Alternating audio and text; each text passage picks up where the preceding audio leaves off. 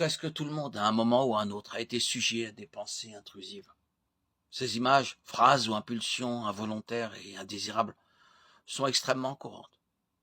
Les pensées spontanées et intrusives de violence envers les enfants ou les animaux de contact sexuel inapproprié, de blasphème peuvent être extrêmement dérangeantes et même amener certains à douter de leur salut. Mais sont-elles vraiment un péché? Dieu n'est pas surpris par les pensées intrusives, il connaît toutes nos pensées intentionnelles ou non. Psaume 139, 2. Tu sais quand je m'assois et quand je me lève, tu discernes mes pensées de loin. Il connaît également la faiblesse de l'esprit humain. L'Éternel connaît les pensées de l'homme, il sait qu'elles ne sont qu'un souffle. Psaume 94, 11. Le Seigneur connaît les pensées de l'homme qui ne sont qu'un souffle. L'une des plus grandes craintes concernant les pensées blasphématoires, intrusives, est que Dieu ne les pardonne pas. Dieu sait que les méchants blasphèment.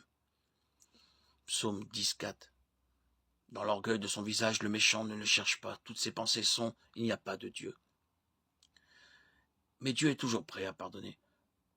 Que le méchant abandonne sa voie et l'homme d'iniquité ses pensées. Qu'il retourne à l'Éternel qui aura compassion de lui.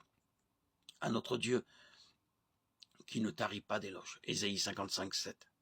De plus, Dieu est bien conscient de la différence entre les convictions d'un cœur méchant et les pensées fugaces de quelqu'un qui le connaît et le suit. 1 Chronique 28, 9.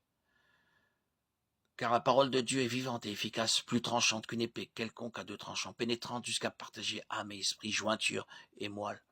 Elle juge les sentiments et les pensées du cœur. Hébreux 4, 12.